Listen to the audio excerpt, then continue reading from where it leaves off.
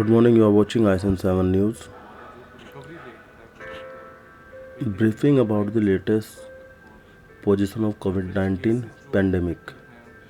and the required measures taken by the administration.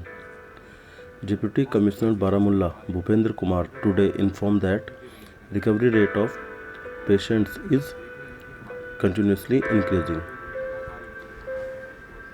whereas the positivity rate is drastically reduced from the past few days. He added that this could become possible by the active public cooperation, who abided by the requisite SOPs and guidelines pertaining to the pandemic. के लिहाज से हमारा जो recovery rate है वो बढ़कर 83.5% हो चुका है और एवरेज केसेस जो एक्टिव हैं उनकी अगर तादाद की बात करें तो पिछले कुछ दिनों से हम देख रहे हैं कि 3000 के अराउंड हमारे केसेस एक्टिव हैं।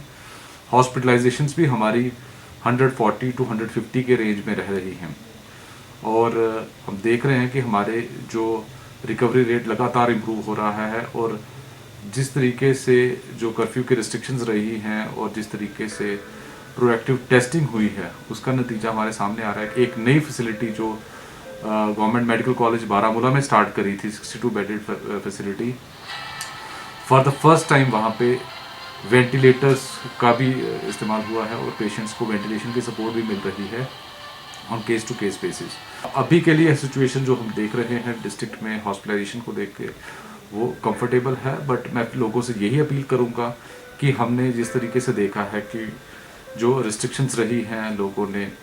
गैदरिंग्स को अवॉइड किया है, मास्क पहना है लोगों ने, उसके चलते कोविड की जो ट्रांसमिशन थी उसमें एक ब्रेक कहूँगा या एक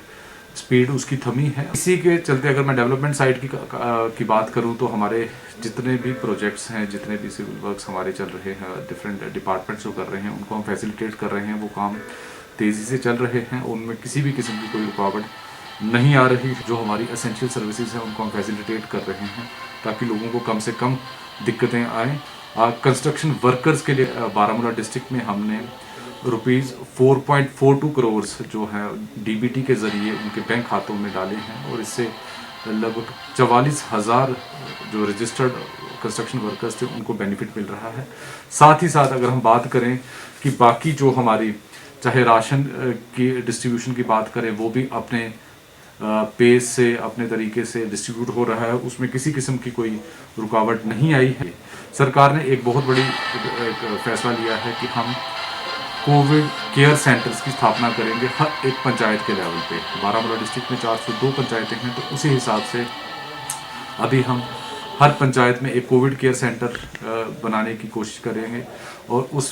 वो कोविड केयर सेंटर 5 बेडेड रहेगा और कम्युनिटी के साथ मिलकर कम्युनिटी को ट्रेन करके हमारे PRIs के सहयोग से ये सेंटर मैनेज होगा। और ये सेंटर को बनाने का पर्पज़ यही है कि हमारे जो रिमोट एरियाज़ हैं, हमारे जो दूर दराज के एरियाज़ हैं, गांव हैं, वहाँ पे ऐसे लोग जो पॉजिटिव आ जाते हैं और उनके घरों में अपने आप को आइसोलेट करने की कैपेसिटी नहीं है, तो उन लोगों के लिए ये फैसिलिटी रहेगी जिस पे हमारी जो आशा वर्कर्स और हमारे बाकी जो फील्ड स्टाफ हैं हेल्थ से, वो उनकी प्रिवेलिंग जो कंडीशन होगी उसको मॉनिटर करते रहेंगे और जैसे ही अगर किसी ऐसे कोविड पेशेंट की प्रोग्रेशन डिजीज़ की ऐसी होती है कि उनको हॉस्पिटलाइजेशन की ज़रूरत है तो वो भी हम तुरंत फैसिलिटेट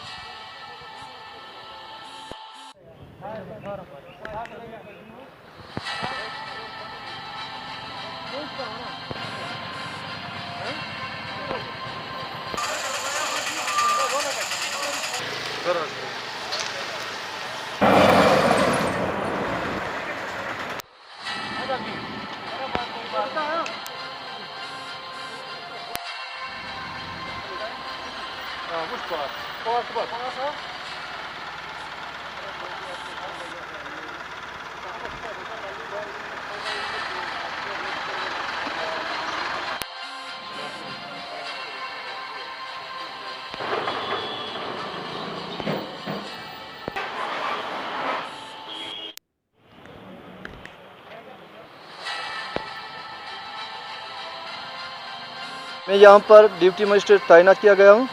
इस वक्त नेशनल हाईवे में पूरी तरह से रेस्ट्रिक्शन, जैसे आप देखते हैं कि दुकान भी बंद है, गाड़ियों को चलने की इजाज़त नहीं है। हर एक को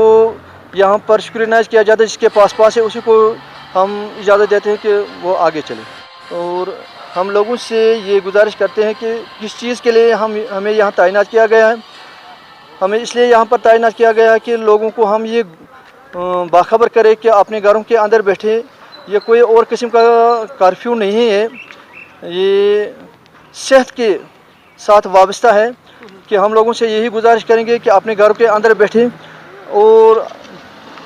इसलिए हम घर के अंदर बैठेंगे ताकि हम इस चेन को तोड़ने में कामयाब हो जाएंगे। हम अपने आप को भी सेहतमंद रखेंगे। इस कोरोना से